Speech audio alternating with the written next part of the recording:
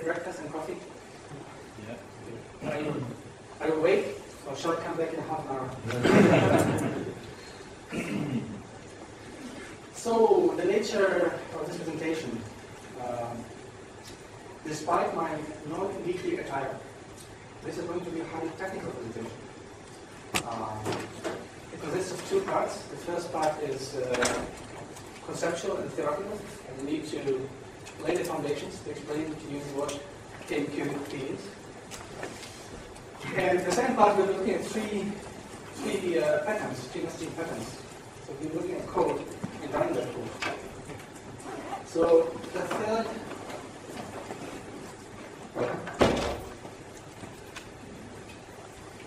third and final example will even require participation.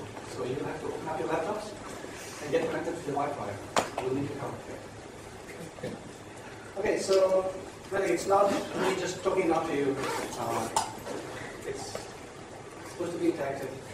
So please feel free to ask questions at any time. So if there's something you don't understand, raise your hand. So, a quick show of hands. Who has used messaging so far? Okay. amqp?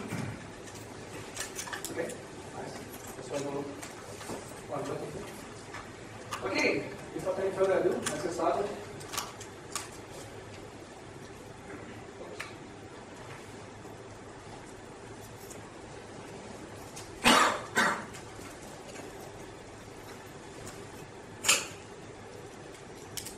Okay, so let me open up with a quick introduction of myself and the project I'm working on. So, my name is Muharem Hrnjadovic, and I'm part of the amqp team that's based in Zurich, in Switzerland. So, amqp is an open source implementation of a number of seismic calculation algorithms. So we're basically underpinning the so-called global earthquake model project, which seeks to develop algorithms that calculate the hazard of seismic risk and the risk. It seeks to calculate the hazard of an earthquake occurring. How probable is it that an earthquake will occur in a certain location in a certain period of time? Then there's a risk part to it. So let's say if an earthquake occurs in the Sahara Desert, there's nothing there to be damaged, so the risk is zero. And last but not least, there's the so-called socio-economic impact component. So when an earthquake occurs in a certain location, what's the impact on society, on economy? So what we do is, we are the team who's building the software for these scientific computations and models.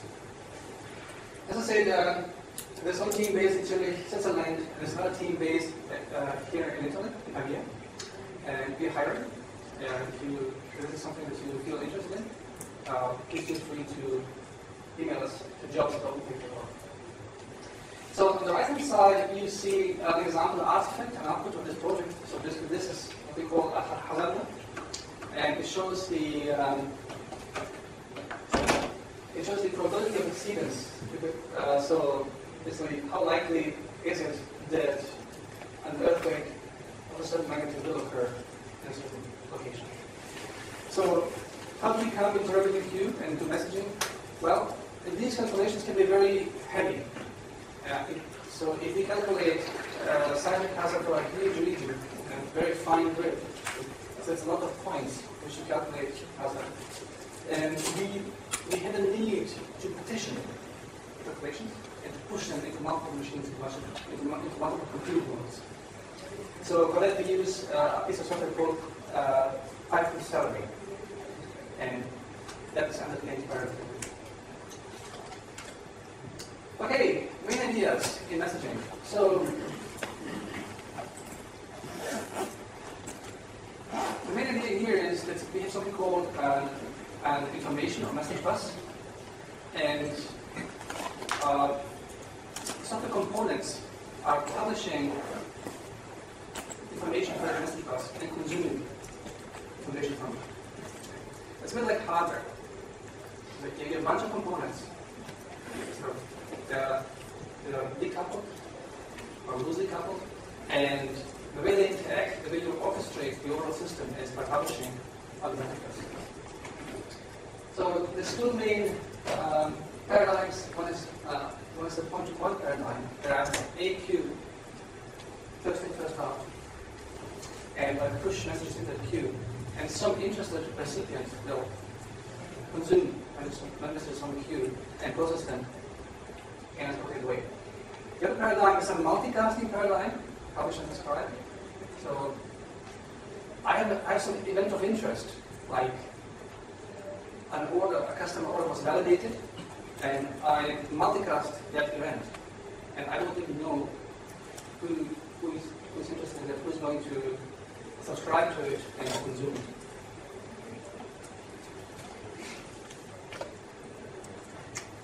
Okay, so how does point-to-point work?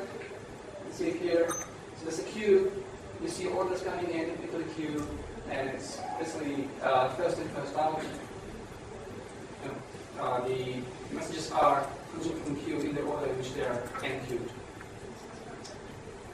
So publish and subscribe. So you see here the event of interest. Client's address changed, so this is being propagated, podcasted, and there's various subscribers who react to that. So yeah, I'm interested. I'm in the customer relations management application. I'm interested in all its address changes. I need to deal with that. There might be also like an order fulfillment application. If the address changed and the order hasn't shipped yet, interested in this information. Okay, a bit of history. So messaging is a sort of old thing, old technology. So the first ideas of the network started in the late 80s. It was pretty popular in the financial industry, right? For trading applications, where you had all sorts of people, all sorts of crazy ideas. Like, oh yeah, this trade or this stock is just lost 10% in price. I have some sort of trading algorithm here who subscribe to these kind of events. And the idea here is that you could basically turn around things very quickly. So if some product, like investment portfolio manager, have an idea how you can squeeze out a few bucks out of an algorithm, you say, okay, build this component. I want you to listen to 10% drops in stock prices, and whenever it occurs, do something, sell or buy. So you could turn around these components very quickly, plug them into the message bus. They will start listening to the event and then do the thing. So the sad part about this is that all these systems, all these messaging systems, were proprietary. So you had to buy them, pretty expensive, and you were in essence locked in. So if you were a typical, you couldn't interoperate with M2 series, and here we are. There was an attempt to salvage the situation. So the JMS, which is the Java messaging system, is basically an API definition. So the idea was that you source level credibility. If you call it to the API, you're supposed to be fine. But still, there are many issues with interoperability between different DNS applications. And besides, you want to do things in Python and Java. So, if this is the sad story of the messaging domain, I mean, why are we here? Why are we talking about it? Well, because the situation changed quite a bit. So, all these stakeholders who are interested in messaging as a technology said, this is an unacceptable state of affairs, and this can't continue like this. And they started on a standards body or an association called amqp. And started, and they working on a standard for a totally open messaging system. And this is amqp.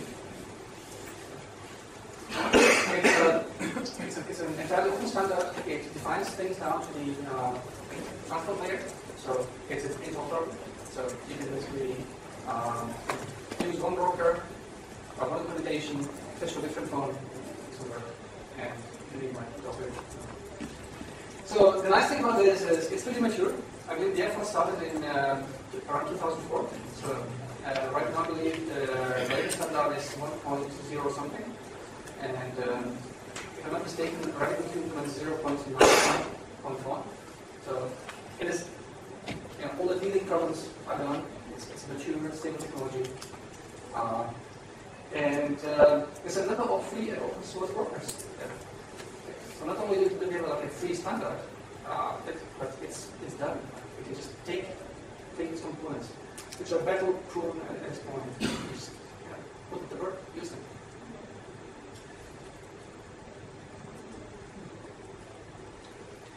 So this is my conceptual slide. So what I'd like you to do is to think about how decoupling certain things helps you scaling other things. Okay. So messaging gives you decoupling in time. So because messaging by its very nature is asynchronous. So it's like leaving somebody a message on a voicemail. So I call your phone number, you don't pick up. So then your voicemail comes and says, hello, this is me, I told you, I need this or that, this or that. It's asynchronous. I don't fail if I can reach you. So think of a payment processing system. You have some sort of e-commerce website, and you use a processing payment.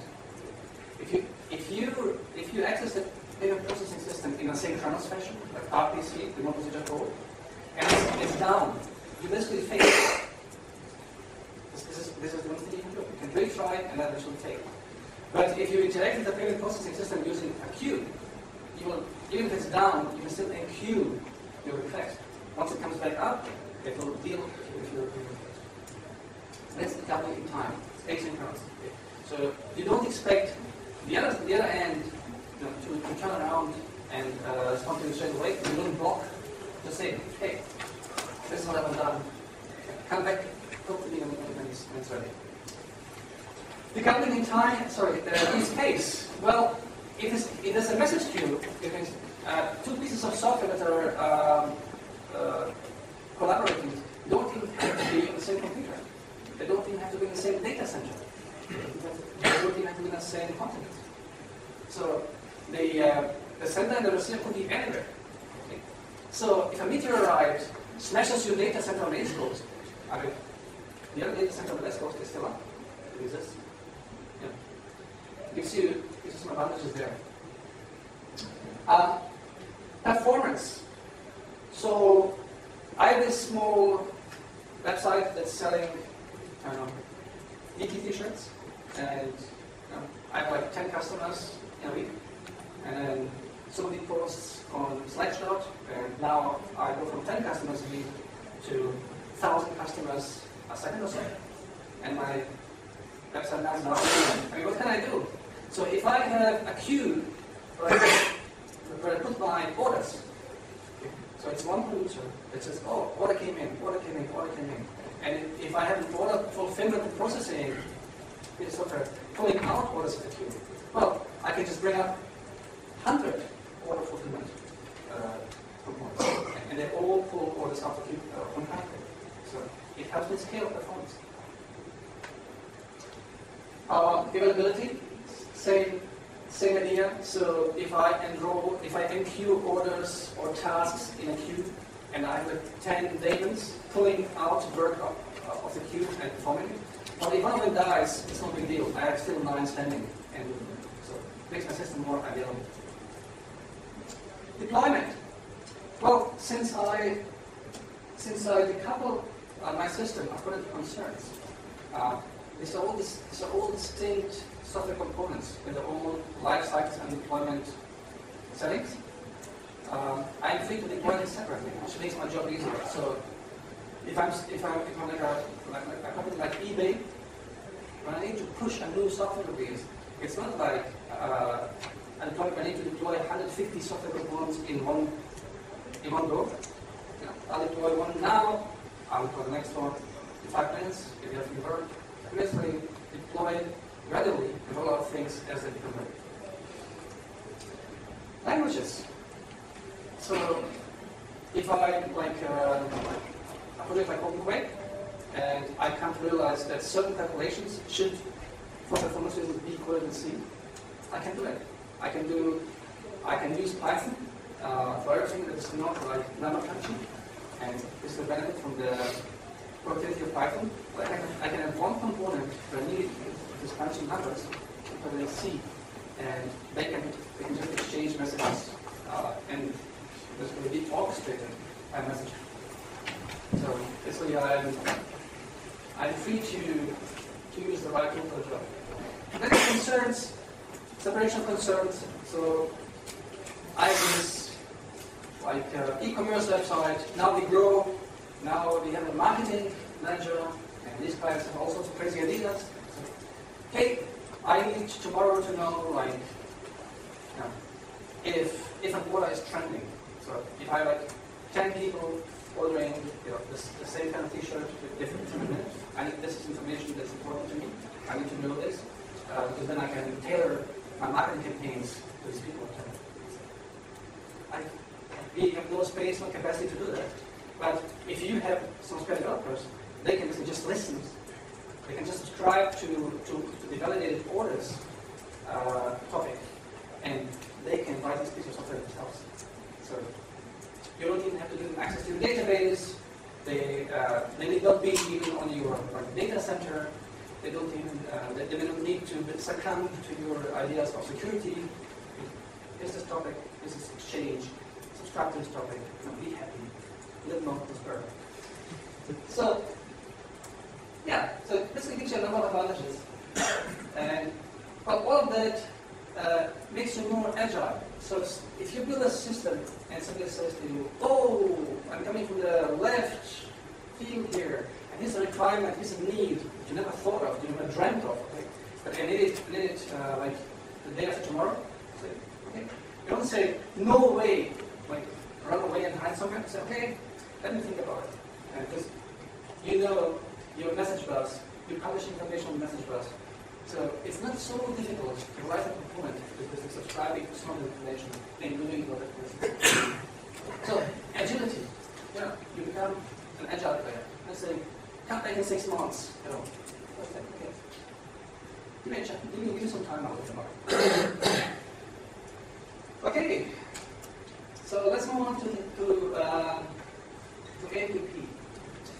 So connections and channels. So the amqp standard distinguishes between connections and channels. A connection is basically a pipe to the broker, but you don't focus on the broker using the connection, but a channel inside the connection. Okay? Basically, so the idea here is that the connection is something that's expensive to sort of set up and tear down, but a channel inside the connection is reasonably inexpensive. And this is how we talk to the broker. We basically write a connection and a channel inside. So some jargon in the messaging domain. So when we think about messaging, we don't talk about clients and servers. We talk about producers and consumers. So a producer is a piece of software that is enqueuing a message in some way. So you're producing a message. So you see a producer on the top. Okay. The red box is the broker. So the producer is basically creating a message and handing it over to the broker and saying, "Here's the message." Okay. The broker takes reception of the message and it goes into an exchange or the bindings, and then depending on the bindings that are set up in the exchange, that message will be enqueued in 0+ queues. And then you have the consumer at the bottom. So the consumer basically expresses interest in messages in certain queues, and whenever one arrives, it's really fetched and processed again. In amqp, we have 4 types of exchanges, and I'll be talking about three main ones. So the first one is the fan-out exchange. This is true multicasting. It's like radio. Okay? I'm basically broadcasting whoever is attached, it goes into every queue that exists in that exchange. And then, well, the bindings are like trivial. Whenever you create a queue in a fan-out exchange, it's bound to anything that goes into that exchange. So, how is that useful? Well, it's useful if you, let me go back to that example of our e-commerce system. So, let's say an order comes in and you pre-process it, you check it in certain ways. And then once the order has been validated and paid for, okay, it's useful to pump such information into such an exchange. Now you have a validated order, a good order. Okay. And then like subsystems like notification, customer relations management, fulfillment, warehouse, they can all bind to queues in this exchange, but they all need to do something with good paid for validated orders.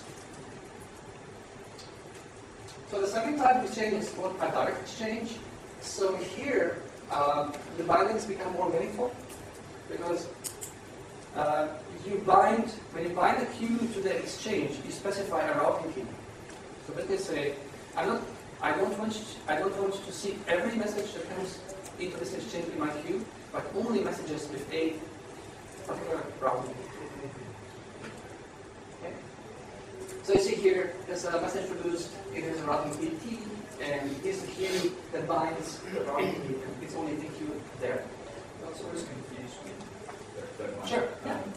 So why don't you specifically say put it in this queue? What is there more to the routing key than just pointing directly to the queue? Sure. Well, it's a layer of indirection basically, because you don't want your as I said beforehand, you don't want your producer to really know what queues exist and who's interested in information. You just tag it. It's like tagging your information. Okay, so I guess the message that the queue server could be configured to do something different. Precisely. Yeah. So Is this also because keys next, so you can have hierarchies of keys? yes, this is the next slide. Excellent. Yeah. So it's a layer of indirection. So think of it as a tagging. You have a piece of information that you deem interesting, and you tag it. You just put a tag on it. That's okay. I don't even care who's consuming this. I'm just letting you know. Do your thing. So it's not just one. Second, it's on. It's on. It's on. So the routing key is one single tag. Yes. But it can be, as you will see now, in the case of the topic exchange, it can be compound. So this is your publish and subscribe scenario, and here you can use like compound keys, and you can filter on them. So in this example, let's say this is like Reuters, a news organization, and it's pumping messages with basic information to the topic exchange. So, and you may have like an editor who's who does just USA, like US American. So you say, okay, well, my binding key for this queue, for the leftmost queue is, I'm interested in anything that's not with USA. So all USA news. Yeah. Show me. And you may have like somebody who slightly older scope. They say, okay, I'm not into weather, but any kind of news I'm interested in. So it's a hash that news, basically anything news I'm interested in. Same thing for the weather. From so he does the weather reports. So I don't care about your wars, about your economy news. I need the weather. So show me the weather. Okay. And yes. A queue in this slide is like a tunnel. It's like you think of it as a topic. Yeah. Like it is a queue. A channel can contain many queues. No. So let's. Okay. So the channel is basically how you talk to the broker. Okay. So to give you like an analogy, when you connect to an HTTP server, you set up connection first. Okay. So this is similar. So when you connect to a message broker, you first set up a connection, and then with that connection, you get a channel. It's slightly more fine-grained. That's basically just the type that you use to talk. So here we're basically into queues. This is where information goes in. Okay, so this is basically what you can do, and all of this configuration can be performed from your code. So you don't need an XML file or a config file. You basically, in your code, you say, I need this exchange, I need this queue, and this is how the queue should be balanced with this exchange. Virtual hosts, I guess it's a pretty meaningful name. And this is how you can partition a broker. So let's say you may have a virtual host for orders, a virtual host for messages, customer relations messages, whatever. A virtual host is a container that exchanges queues and bindings, plus security. Okay, plus security. So as you need, if the broker is configured accordingly, a piece of software that wants to control or wants to do something on a virtual host, you need to authenticate. And you may also assign permissions what the piece of software is allowed to do on a virtual host. So,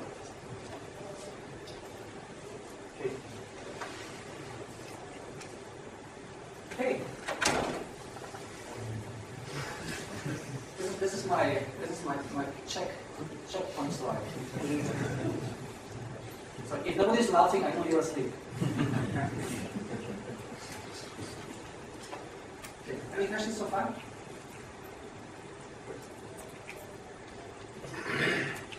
Okay, so messaging is great, but what happens in a crash? So there is a case, I think it's a French case, where you want your message to survive. So if you want that, or if you need that, you should configure your exchanges and your queues to be durable. Durable means if the method crashes, when it comes back up, all the exchanges and all the queues will still be there. For the messages to survive, okay, you need to enqueue them as persistent messages, in persistent form. So these two pieces are important. So for the messages to survive a crash, the exchange and the queue must be durable, and the message must be sent in persistent form. If you miss either of these two pieces, you're out of luck. Okay. Well, what happens in this case? Think about it. So if you have a durable exchange and queue, and you say, I want this message to be delivered in persistent mode, when you hand this message to the broker, what do you think the broker is doing? Yes, it needs to go onto the disk. Otherwise, it won't serve a crash. And that's expensive. It's a cost to it.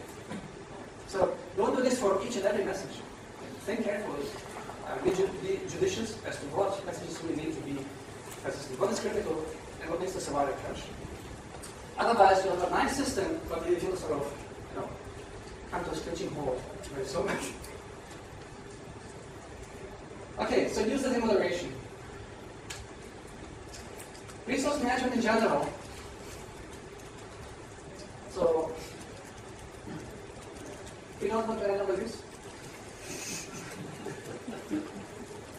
You should pay attention how you configure your messaging outputs. So, as I said beforehand, in the code, you can create an exchange. You can say, I want an exchange with this name and this time. Okay.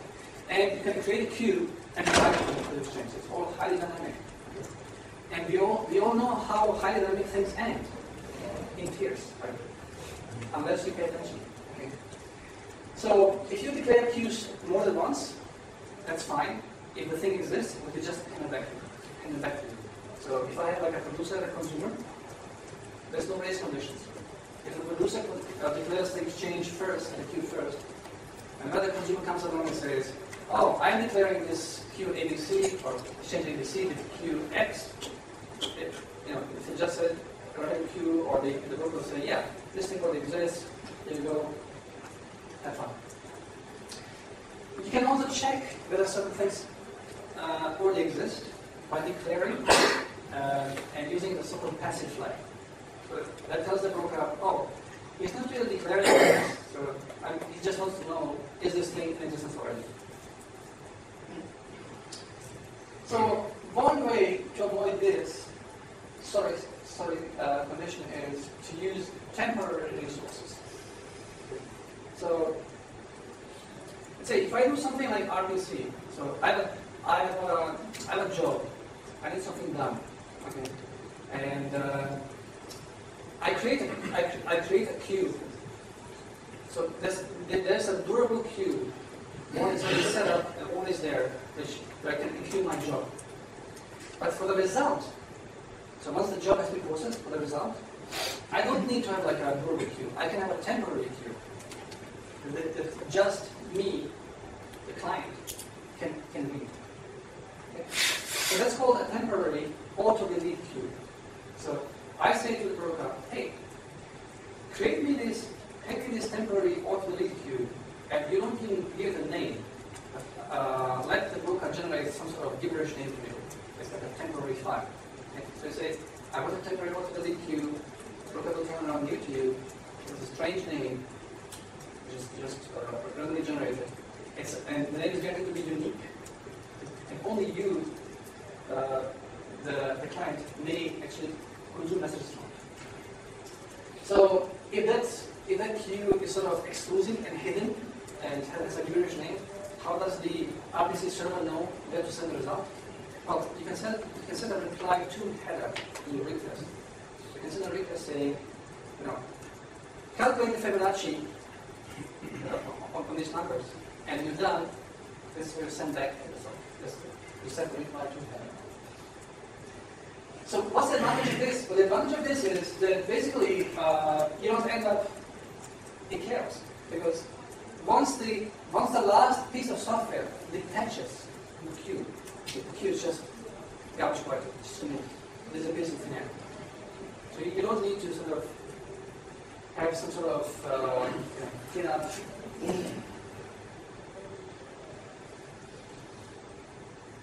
Patterns. There can be no talk without patterns. That's so important. It's so near and dear to our heart. So I won't talk much about patterns. I just want you to sort of digest the third bullet point. So there's this book, and it has 736 pages. It's chock full of patterns. So this is an area that's been like sort of studied for a long while, and there's plenty of knowledge here, plenty of additional patterns. So if you plan to do some implementation, or if you, this is a good book. You should enjoy it and try to make use. But there's no way how I can basically scratch the surface of these patterns. So, you survived.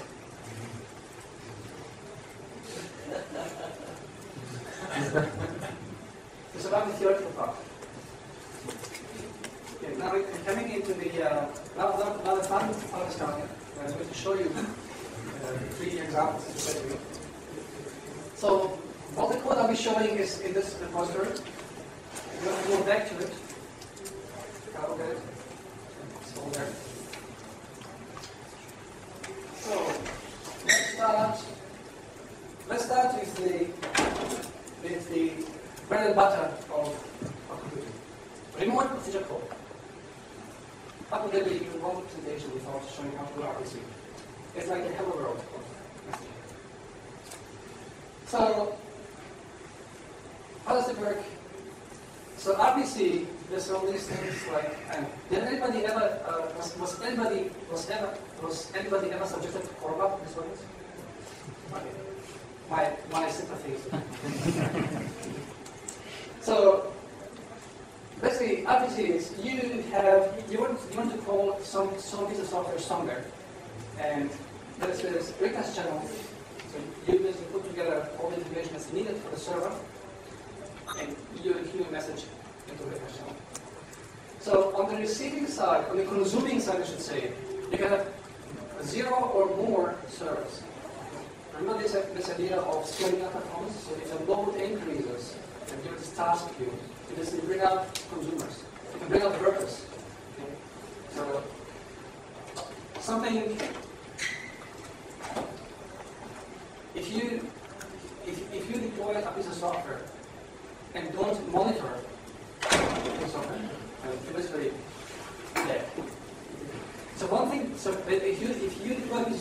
uses messaging queues, the one thing you need to monitor is message queue size. Okay?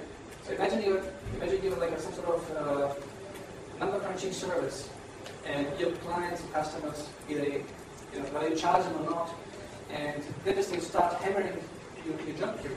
Just start queuing a lot of jobs, and you do it monitor, and it goes to 100, 1,000, 1 million, and then you melt, and not more than that. So this is something you need to monitor. So you want to monitor the size of your request queue, and if you see it's sort of growing monotonically, you need to bring up more workers. You need to spin up more workers that are on the consuming side of the queue, to stand the work. So once a job has been consumed on the request queue, it will be processed and hopefully successfully. And the server will basically say, okay, I'm done. Now I'm the producer. Now I'm sending the message with the result. That's all. So I touched on the private temporary queue with unique names. So the advantage of this being, if I need something done, so the request channel is public, durable, it's always there. This is where I put my request in.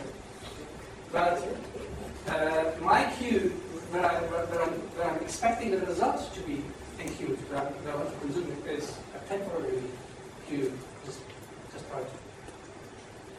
Another nice thing is that amqp gives you round robin for free. Okay? So let's say you have this number crunching service, and you have a job queue, and you have 3 workers consuming job number 2. So when job number 1 comes in, worker 1 will get it. Job number 2 comes in, worker 2 gets it. Job number 3, worker 3, job number 1, job number 4, again, to get round robin for free. Just by virtue of using RabbitQ or some other amqp event program. See, you get a bit of load balancing. Correlation IDs are interesting if you have some kind of compound job. Let's say you have like you have like an arithmetic expression, a compound expression, and you want to parallelize computation, and you need to break it down into pieces, okay? And then sort of push all these pieces in the job queue. But then, whenever you push such a task in the job queue, you need to set a correlation ID. So when you get the results, you can build it back together. That's another common element. Show the code. Do you want to see the code? You interested? Well, in that case, I'll show you. Okay, so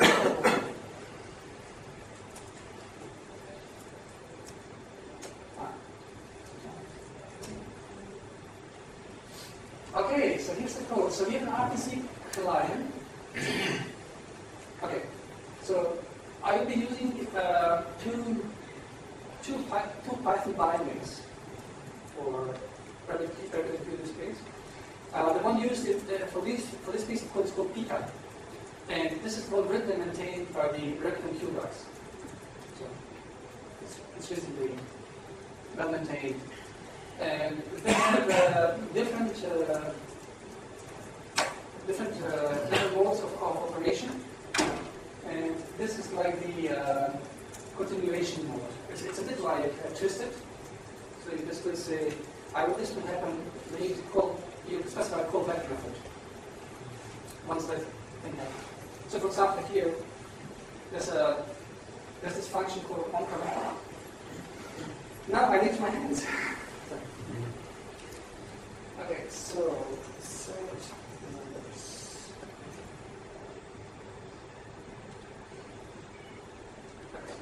So line 17 on connection. So this is the function that fills the code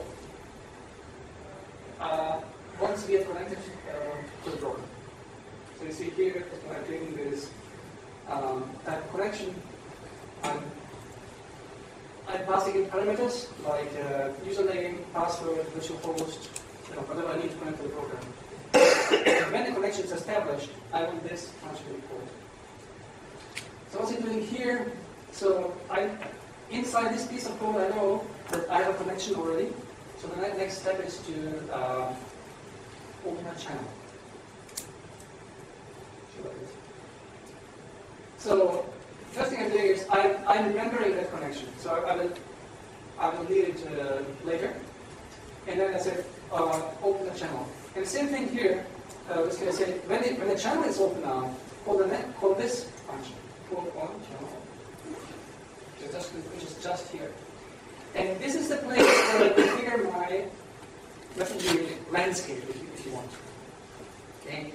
So what I do here is I'm basically remembering the channel because I read it in another places as well. So this config thing is just like a kind of singleton, which has to remember pieces of my configuration. So what I do here, the first thing I do is I say, well, I want an RPC control exchange. And now you see here, I say, I don't want it to be durable, okay? And I want it to be thrown away when the last piece of software disconnects from it. And so the next thing I do is I declare a queue. So in this case, the exchange and the queue carry the same name. And same approach, when the queue is set up, I will this piece of software report. And here you see how I sort of get the channel for the configuration and say, yes, I want to consume. I want to consume messages from this queue. And when the message arrives, this is the function that shall be called. So this is how you basically bootstrap. This is how you set up things. You say, you declare, you connect to the channel, and then you start declaring the exchanges, the queues, binding queues. Did you get bind somewhere? Yes. So queue bind.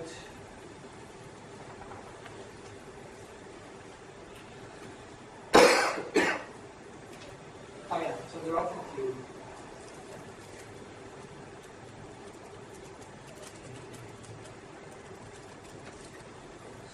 So what's happening here is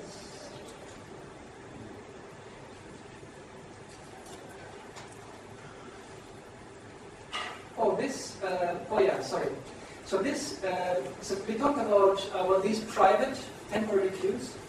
Okay, so this is one of these, lines 35 to 36. So here I'm saying I want a queue that is exclusive. So only I may consume messages in this queue. Okay. And you see, I don't specify a name for a queue. So I don't say what the queue is supposed to control. And then on result queue itself, so when this queue is set up, so basically the name, the generated name of the queue is this frame thing. So the broker will send it back a message saying, okay, in this message there's this thing called method, and in the method is the queue name. And I'm basically just taking off of the queue name. And so the way it works is, I declare an exchange, I declare a queue, and once the queue is there, I bind it. I bind it using a routing key. So here I'm saying, the way the routing key I'm using is actually the name of the queue. So, the way this would work is,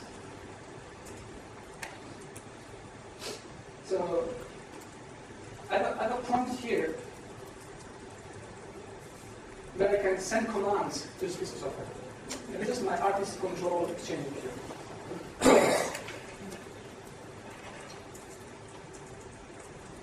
So you see here, I have RPC control, and I have RPC control queue. So this allows me to steer from the command prompt what is supposed to happen. And then what happens here is, handle control message. So basically what this does is, it says, okay, I receive a control message, and it acknowledges the message. So this is another piece of amqp. So when you consume a message in the queue, okay, well, let me take a step back. Okay. So when you create a queue, instead of a queue, it can be in acknowledgement mode or no acknowledgement mode.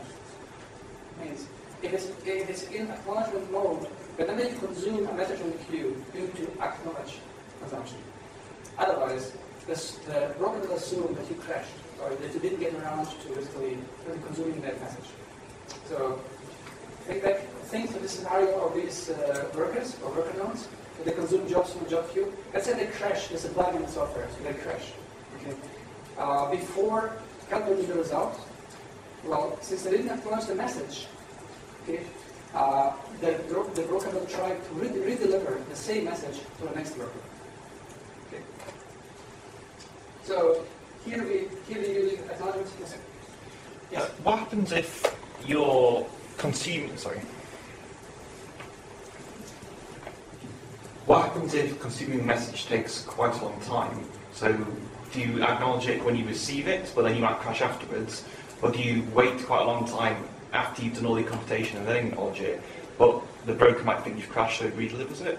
Or is it two levels of acknowledgement? So I think what you can do is you can basically specify the period of time, because the broker will wait for the acknowledgement for a specified period of time. Okay. And when that period of time elapses, it will assume that you crashed, that you're dead. Okay. So in that case, if your computation takes a long while, you may either want to tweak or extend the period of time, which is not really a good idea because it makes everything like more, or less robust. Or you want to have like some sort of key that you implement. You can say, I acknowledge the reception of the message, and then maybe you have some way to communicate progress. If something takes a long time, you may want to communicate progress, or at least liveliness. Okay? So you may have a queue where you just say, the worker says, okay, heartbeat, sort of a heartbeat, you say, I'm still alive. Or you can say, okay, 10%, 30% of it. Was that answer the question? Yes. Okay, so we have two queues here in essence. Let's say we have three queues. One queue is just a control queue where we just say what jobs should be computed. Okay. Then we have the job queue, where these jobs end up to be, and then we have the private queues where the results are being sent back. So this control message queue just allows us to steer things from the command line. So when I demo the software, I will go to the command line and say, I want this computation to be performed. And when I type something in the command line, it will end up here. It will end up in the control queue. And so, and what happens here is basically I say, okay, so if the message I sent to the command line is quick, well, then it is just propagated further. So I want to turn on the system. So if it's a quick message, it's sent to the jobs queue as well.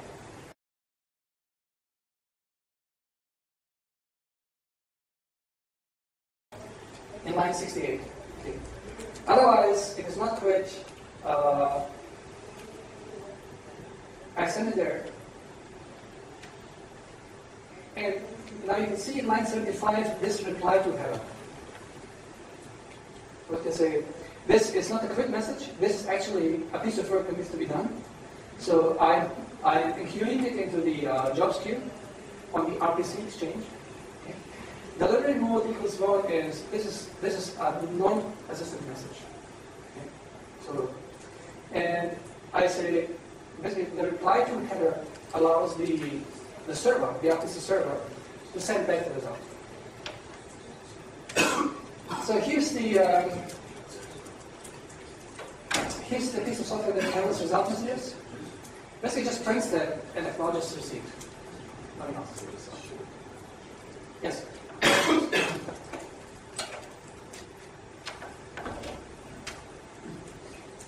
Okay, let's have a look at the server. What's the server doing? So similar thing here. I told you beforehand that if you configure something more than once, it's fine. So you see that the server is also configuring. It's also connecting to the broker. It's also opening a channel. and it's also configuring the jobs queue. Okay. And here's the handle job thing. So basically it says, well, if it's a click message, then I'm done. I just exit. Otherwise, I acknowledge the receipt of this message. And so what the server expects is just like it's a list of integers, and it will compute the sum of a list of integers and throw it back. So you can see now how the server responds. Pay attention to this. The routing key equals header reply to. So the header is the header of the job message. Okay, now I can demo this. So can you go much further?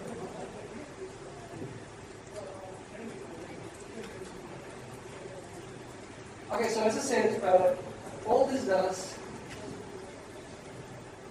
So I basically a list of integers and it sums them up. So where type is right, how you control things. So upper left corner is the RPC client. So it reads from this. It reads my request and says, oh, it wants to compute the sum of 1, 2, and 3. So it then sends the message, the actual request message. So I have RPC server 1 on the upper right hand side, and I have RPC server 2 here. So you can see now the first job was consumed by RPC server 1. Now let's do one more.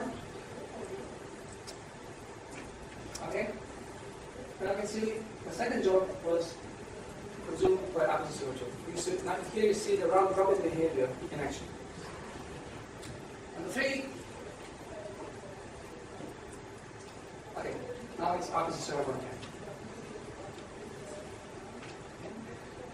So, and if I say quit, it all goes on. So now, I have a question for you. Do you have any questions for me? Are you good? Yes. You said that you can set up the queue more than once. Yes. On server. Yes, but what about all those options? What if those options differ? Yeah, that's a good question. So, let's say you will crash. Yeah, that's not so good. Well, it's not so good, but the broker will the broker will respond with an error. Your amqp bindings will raise an exception, and unless you catch the exception, you will crash. But then you can have the problem of keeping all your configuration in one place. Yes. So, and one way to achieve that would be to factor out the code. So, I've handled repetitive code. So, in my code examples, I've handled like the same pieces of code in both places. So, one way to achieve it is to factor out the code and have it in one place, and have the code by the client and by the producer and the consumer. Okay, but it's not so decoupled. Well, yeah. So it's not decoupled implementation-wise, but you still have two different instances. I mean, or to have some sort of like configuration file where you specify like options for something. Yeah, if the configuration changes, then you have to restart every server, every client, all the system because they have the common configuration. Yes. What's the message You could do that as well. I mean, if you want to have it totally dynamic, you could have like a configuration change queue, and then because you can do this in code, so you can tear down something in code. But like dynamic doesn't mean I don't have to think about it. Is it possible not to have round robin, but something more complicated? I don't know offhand, but probably yes. So it's a default behavior of the broker, but I think you can configure it to do something else. Yeah, I mean, so to have a preferred server. Yeah. I mean, So what you can do actually, so you could do something like this yourself. yeah. You could have like a single consumer on the job queue, and that single consumer could have some more sophisticated algorithm how it pushes. Yeah, or eventually that will distribute to different queues and having feedback. Yes. So I'm referring you again to this book. It's full of such kinds of examples. Yeah, perfect. Yes. It seems like for the majority of It seems like for the majority of enterprise applications that you'd only use a handful of patterns. Does it all get a bit samey, where you're just declaring like a small set of relationships between different consumers? I guess my first comment would be that like enterprise is sort of totally dirty and overused word. So usually when people want to abuse each other, they say you're writing enterprise software. Okay. Yeah. But so I would say it really depends on which one to do. Yeah. But there will be some degree of, let's say, repetition, which is not a bad thing necessarily. And I mean, however cynical you may be about patterns, identifying a few key patterns and sticking to them makes also.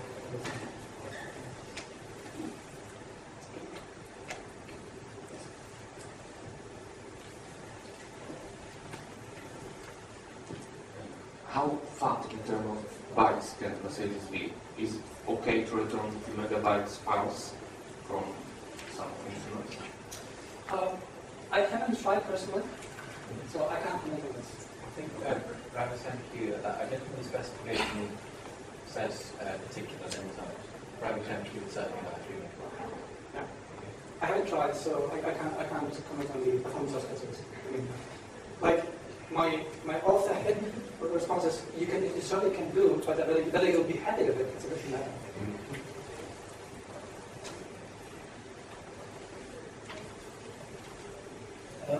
In this example, you don't seem to.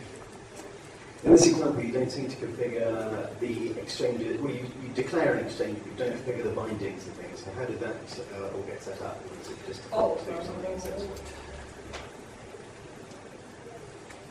Well, actually, I do. If you look at line, let's say 38, it binds a queue to exchange. So you see, so basically I'm juggling with two exchanges. One is the RPC exchange, where the actual work happens. Okay. And so line 38 is saying, I have a queue called jobs and an exchange called RPC, and I would like to bind the jobs queue to the RPC exchange using the routing key or the. Yeah, it's really boring, but the routing key is jobs as well.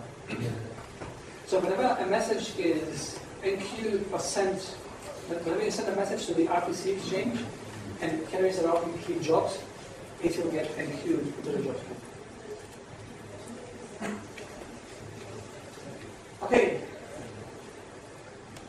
So let's have a look at this code again. I want to ask you a question.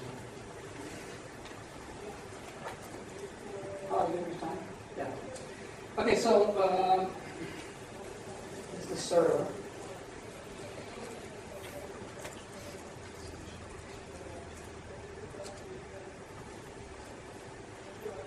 So when I send a click message from the shell from the command line, yeah. So it's basically it's sent to the jobs queue. It's sent once. Okay? So I'm including one message as a content of quit. Okay. But I have two servers. Okay. So when I sent quit, both servers went down. Is that how it should be? So I have a queue called jobs, and I'm sending a quit message into the queue. There's one message. And can be consumed only once. However, when I queued that quit message, both servers apparently got that message and went down. So you acknowledge it. Very interesting. There you go. So this is how this works. So just to repeat what you said.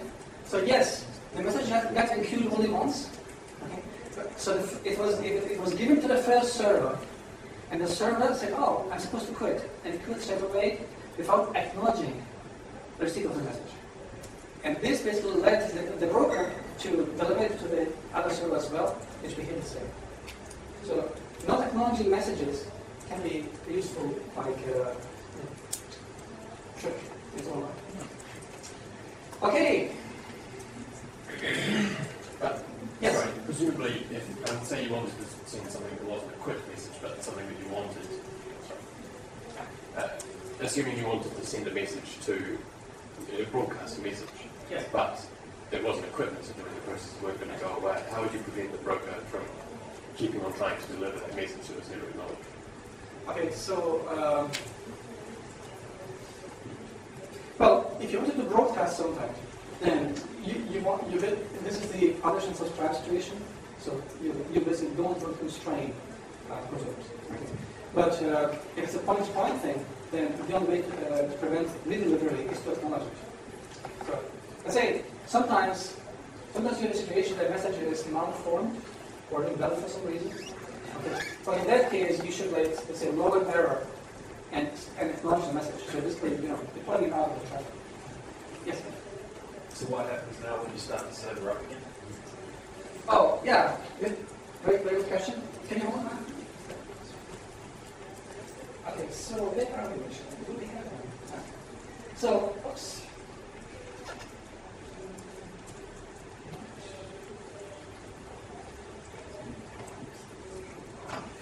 So let me show you something.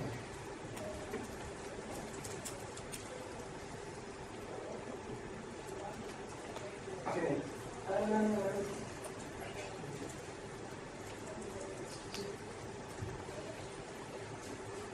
Okay, so I can basically look what queues are there. So let's do that. Let's have a look what queues are there. Okay. So the only queue that exists here is a different queue which is unrelated. Okay. Now let's start them up.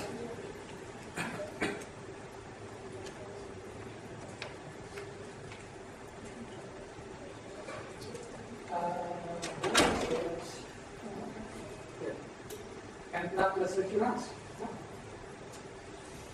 Okay, now you see the RPC control queue, and you can also see the jobs queue. And you can also see the strange queue, which is my results queue. Auto delete. Yes, it's all auto delete. So let's say quit.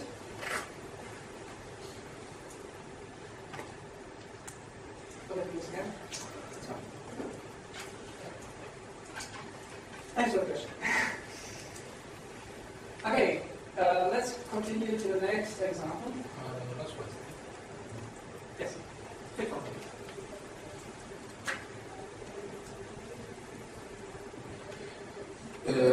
If it is possible to give a priority when I push message on a queue, when I publish on a queue. Yes. I mean, a message is more important will arrive before. I will have to prepare a second out of channel, queue where another application will react immediately. A second channel with a bigger priority. Yes, that's what I would do. So, let's say, if you have a system with 5 priorities, I would have one queue per priority. Okay. Right. A highway where I can... High, medium, low, 2 Yeah. queues, and then you include the messages in the priority queues. Okay, so next example, pipes and filters. Okay. Another bread and butter. So basically, this is what you do when you're going to do things in stages. Let's say, so the example here is an order. An order is coming in. You need to pre-process it and validate it. So let's say you need to decrypt it and you need to authenticate. It's coming from a known user, and then the user may send duplicate orders. So you want to re-duplicate.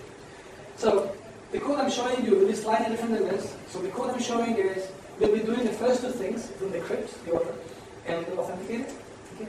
And then once the order is authenticated, it will be considered valid, and then it is pumped. The order is pumped into a fan-out exchange that only receives validated orders. Okay. Shall.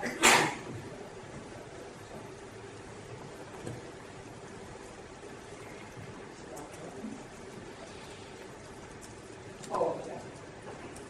Okay, so here's the code. Some of it should be familiar to you at this time.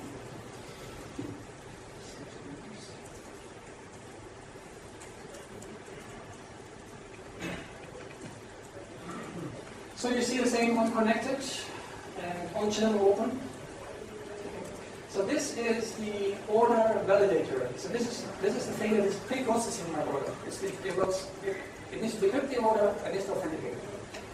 So line 28, I have an incoming exchange, and line 30, I have an incoming queue. So this is where the raw orders come in. And I don't know what's, are they good, are they bad? This is just the kind of goes in. And then I have another queue which is called decrypted. So this is my second stage. So the first thing I need to do is to decrypt an order. So if I'm able to do so, then the decrypted order is forwarded into the decrypted queue. So anything that is in the decrypted queue has survived stage 1. It was decrypted. Okay, and what I have then, so the function that is consuming decrypted orders is authenticating them.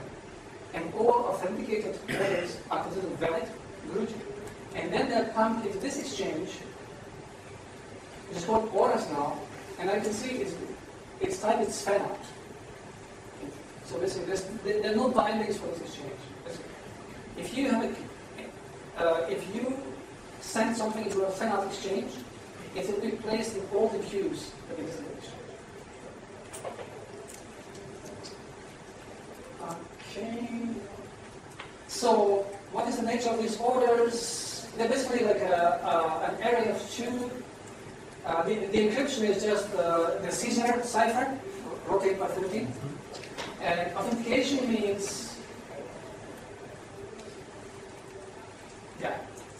basically, if the customer is me, my Twitter handle, and it's good, otherwise it's bad.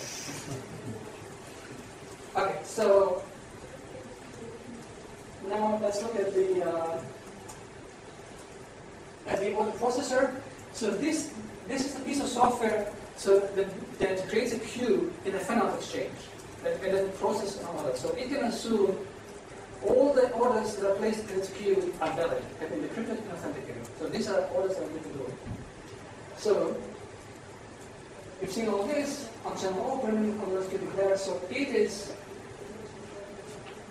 also declaring this fan-out exchange, but it is all, and then it says here. It now has a queue called validated, okay? And what you can see here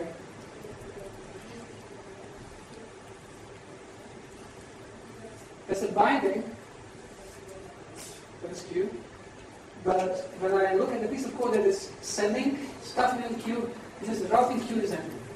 I don't need a routing queue for fan-out exchange. It's pure multicasting. Whatever goes into a fan-out exchange will be placed in all queues. You know this, please?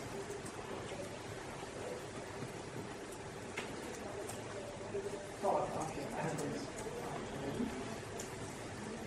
So here I have my order validation, upper left corner, and upper right corner is order processing. So I just say, okay, well,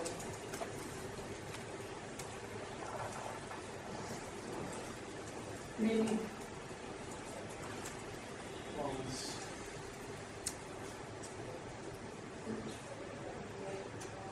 Okay, so you can see what's happening in the order validation. So this is how it comes in. It comes in like rotated by 13 characters and so on. Then it's decrypted. Once it's decrypted, it looks like the thing is sent in. And then it says, well, it's an unknown customer. Me, I don't know who it is. So let's try again. So I can say,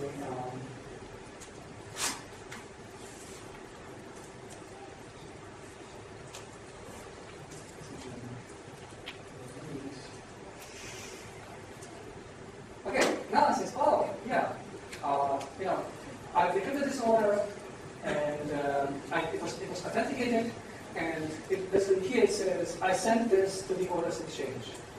And now you can see it arrived at the tab exchange. It says, this is a validated order now. Here wants to book for messaging plans. Okay. Any questions on this? You're good? It's good? Okay, now let's go for the last stretch.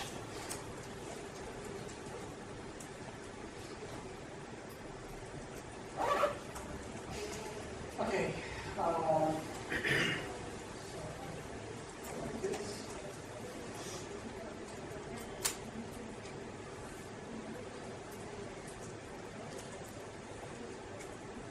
Okay. You saw the code. The topic is changed. Other things as well. So this is where I need the Euro participation. Okay. So the code. So you can see here that basically I can filter on the routing key. So I can say, so the first example is, ignore the first segment. So whatever the first segment is, then just look for messages which carry a routing key with .en and then whatever the end is. And the second example is, look for messages which start with let's start with filter. So the code.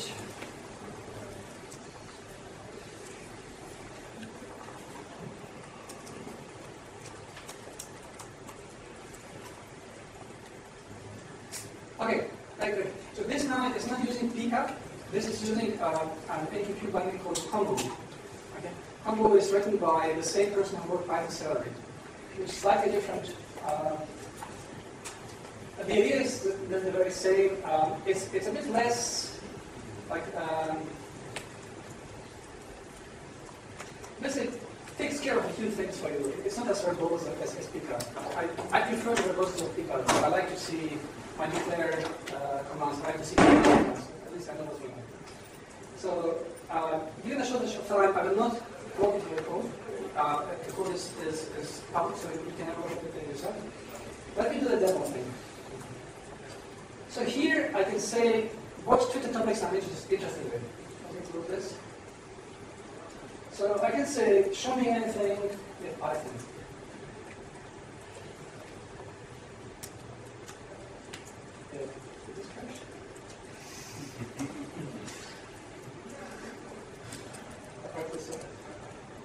So I don't have to show the topic. Okay, producer, why did you crash? Man, this was supposed to be the sugar coating.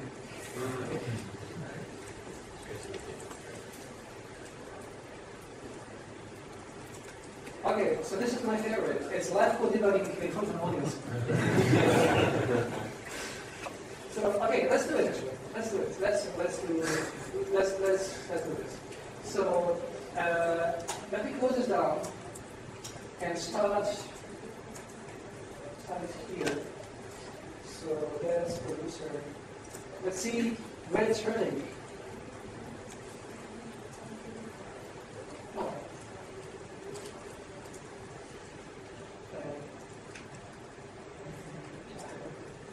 Let's say.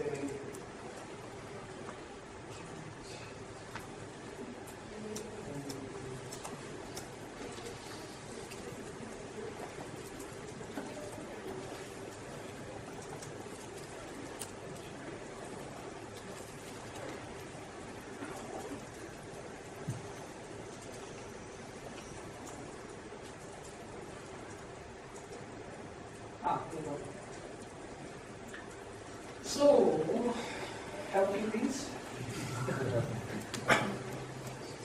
Oh, it's finishing your file. Oh, maybe I won't.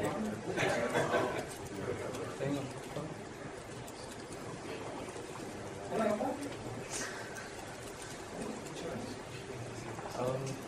Unicode strings, maybe I had a problem like this. No, it's saying it's not. Yes, I'm sorry. I think it's the same problem with everyone. You won't get a response from Twitter. You just get an empty value. Okay. Okay. So I'm basically getting the Wi-Fi. I'm online. So let me close this.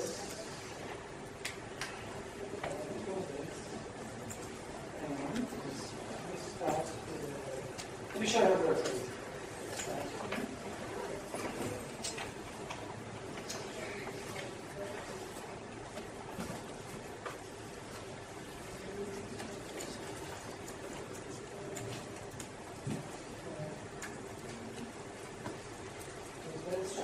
So I go here, and I say, I want to see everything in Python.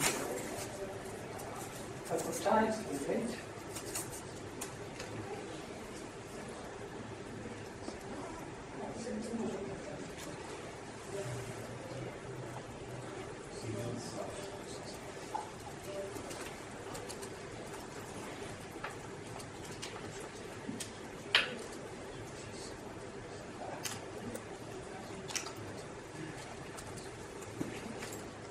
Oh, sorry, there it is.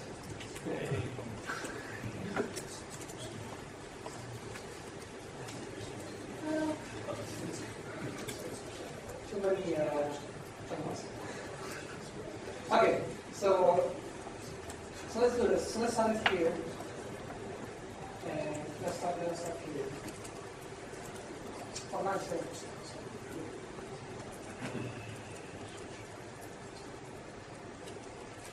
I'm sorry for the periodic way. It's hard. Wait, one more chance. Alright, move down. So let's start this. Everyone's in source code. Okay. So now you in the upper left corner you have like the pump. And basically, so if I say I want to see any information in Python, I can basically talk to Twitter, get all the tweets that contain Python, and pump them into the topic exchange. Then I see it says it found 15 tweets. So here I have tweets, and here are direct messages. So the difference being is that tweets are just like messages. I just say about I just want to say about Python, and direct messages are addressed to people. So it basically found 15 tweets, but no direct messages. And it's basically, it's hitting Twitter once a second and trying to get more content. So let's do Ella.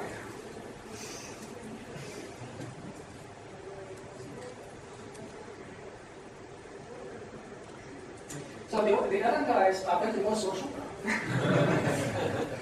Not only are they sending like tweets, but they're also like talking to the chat. So the way this works is, to show you this one quickly. Close the source.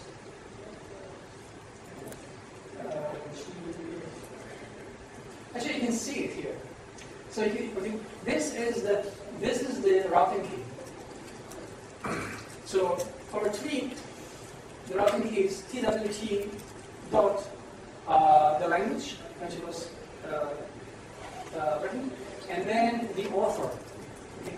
And for a direct message, it's message MSG, MSG, the language, then the author, and then the recipient. Okay. So in my code, I create two.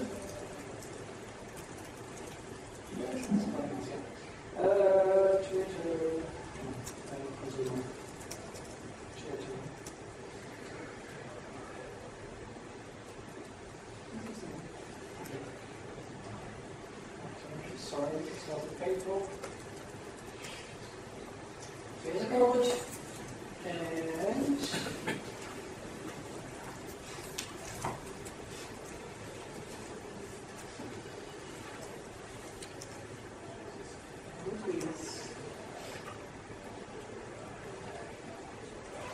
yes. So just a minute. So this is how please thing.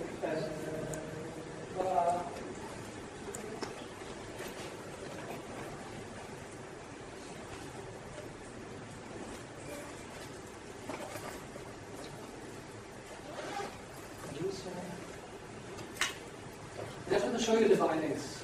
Let's say here. So here, here's a pumping that feeds into the exchange. Okay.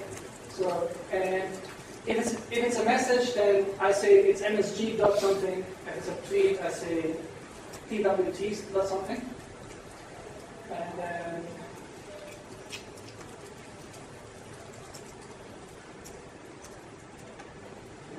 I wrote this code on yesterday.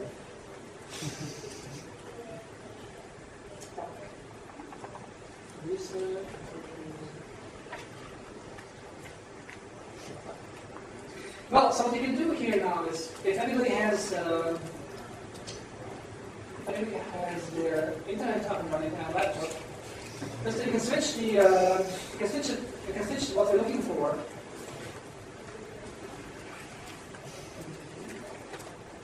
So now it's looking for any message, any tweet that has this content. And if you tweet something in this content, it should be printed here. Come on, guys. Do something for money.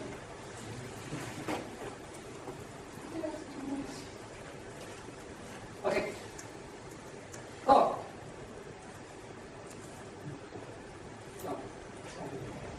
This is old thing. Yeah. Actually, this is something that, oh, there we go. A lot more. Thank you very much.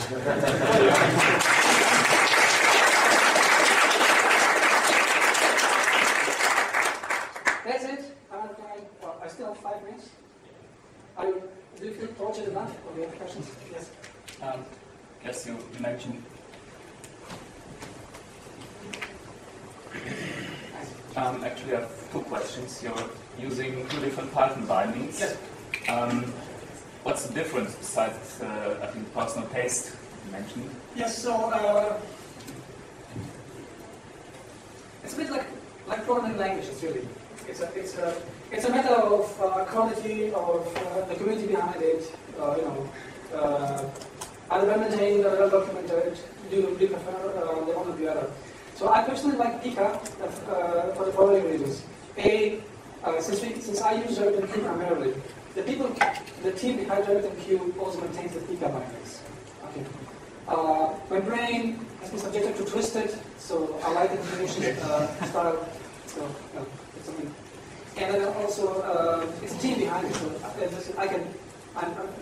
the likelihood of this being well maintained and properly is high. Okay, so it's more about at least I can see the distinct steps. I can see them. Yes.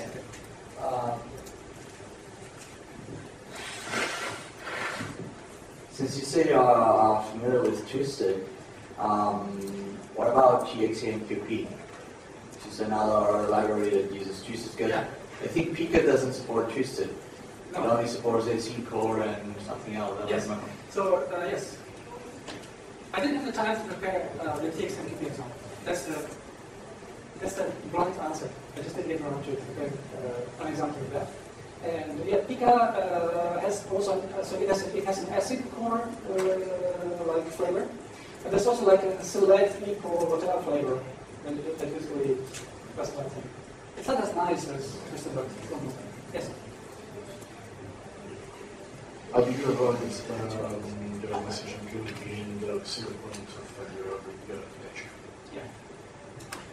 Okay, so the question is, how do you avoid single points of failure? So everything here can be deployed in a cluster. That can be deployed to be problematic, particularly in conjunction with persistence messages. So if a node crashes, cluster node crashes, and you have persistent messages, so recovering that is not so easy. What you can do, yeah. Another thing you can do, you can basically do like a hot standby thing. 2 RabbitMQ nodes in a hot standby configuration, and they can monitor each other. Does that answer the question? Yeah.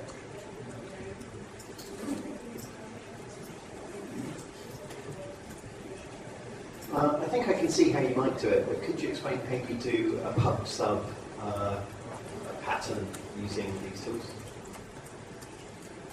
A pattern? Publish subscribe. Well, I'm sorry for not having time to go into it quick, but this is the final example of cross-publish and subscribe. So, because if you're looking at these messages, so you see these are the topics. This is the subtopic. Okay? And so I have two consumers. The one consumer is filtering on anything that starts with TWT, and this consumer down there is filtering on anything that starts with MSGs. So this is your publish. So if you had more of those, they would all receive. If you had more. Yeah. So let's say I could filter something. I could filter for Spanish messages. So I could say star.es and then hash. It will only pick out the message in Spanish. Yeah, but fundamentally in this, every message goes to one recipient. Yes. So how would you do a system where every message goes to everybody who's listening at that moment? Oh, you could just say, so the idea of publish and subscribe is that you are only interested in certain topics. Okay, so if you basically want to drink from the fire hose and see every message, your topic could be just a hash sign. You could say, my topic is hash, but I don't have everything. Was that answer the question? No. If somebody else connects and filters on a hash, they get the same message? Yes. So each connected consumer can specify their topic, and they're all independent of each other.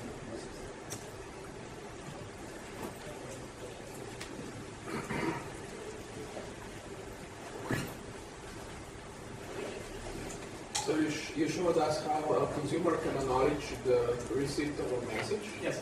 Can a producer get a receipt from the queuing server that the message has been received, so that it can be sure that it has been properly queued? Well, yeah, that's a good question. So, in queuing a message, it's a synchronous blocking operation. So, basically, when you say like basic or publish something, okay, when that call comes back, you know the broker has taken reception of the message. And if it's persistent message, it will just take longer because it's really persistent. Yes. I know you touched on this a bit in the talk, but how would I convince a client to do this in Python rather than doing it in Java?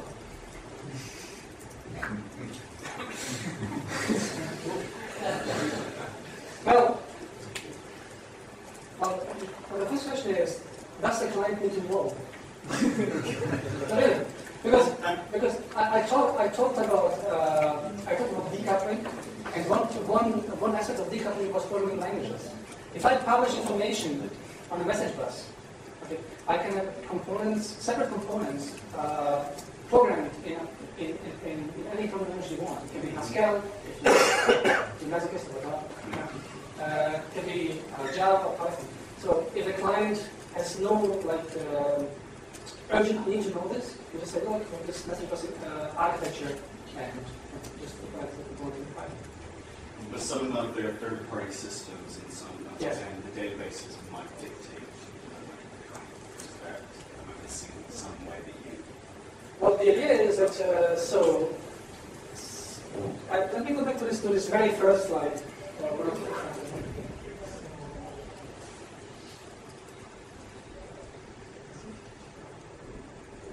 Sorry.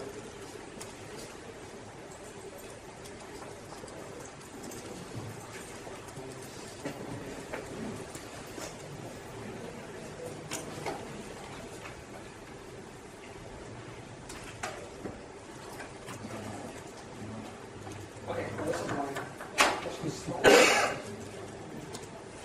so here you go, this message bus. Okay. So, as long as you can restructure your system to publish interesting information on the message bus, basically these applications, ABC, that hang off the message bus, they are reasonably independent of each other, and you're free to make your own choices. Okay, 10:32. You still don't have enough? Yes. Say, what's the difference between rabbit? What's the difference between rabbit MQ and zero MQ? One big one idea. Yeah. So, so if I understand things properly, zero MQ is basically putting the focus on speed, on performance, and I'm not even sure whether they support persistent messages. It's really, if you really need raw speed, then it's 0, 0. Could you just replace one with the same code? Yes. Yes. But that's the idea of MQP.